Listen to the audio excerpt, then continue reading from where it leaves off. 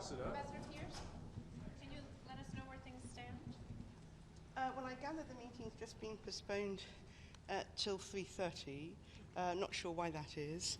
I think the text might be still being worked on.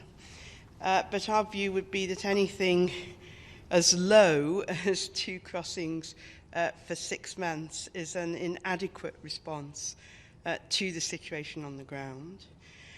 It's an inadequate response for the Syrian people, and it's an inadequate response to what the UN have been asking for. Nevertheless, it appears that thanks to the politicisation of the issue, principally by the Russians, that may be all that it is possible to get for the Syrian people at the moment.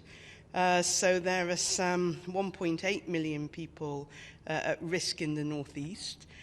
If we don't find a way to help them, this is winter, one can imagine how dire the situation becomes.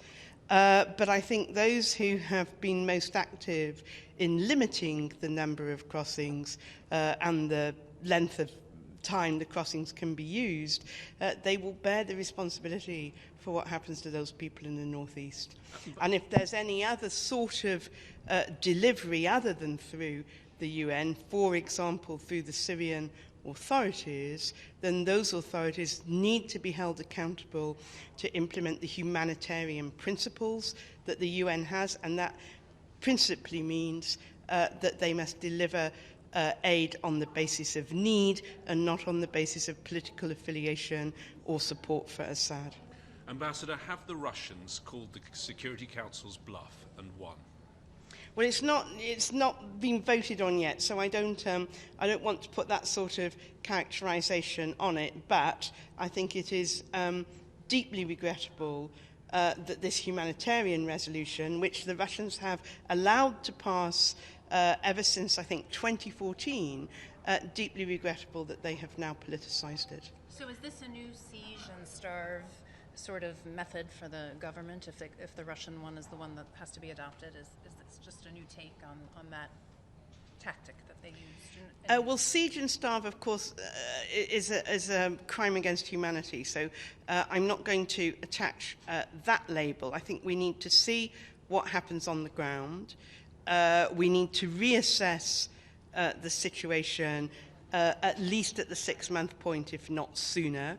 We need to keep in very close touch with the UN about what is actually happening to those Syrian communities who this aid would previously have reached. And I think it's incumbent on us in the Council and those who think like us to keep asking for information about those communities and to encourage the UN to get that information from NGOs and others. And if we find that these communities are suffering even more, then to call that out in the Council.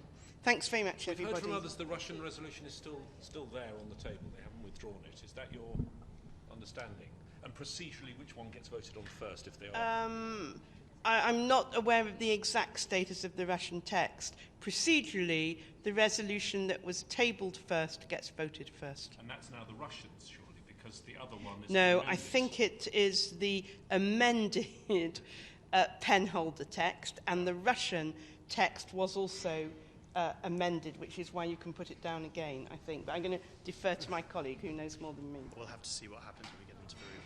Okay. Right, all right, thanks very much. Ambassador. Yes.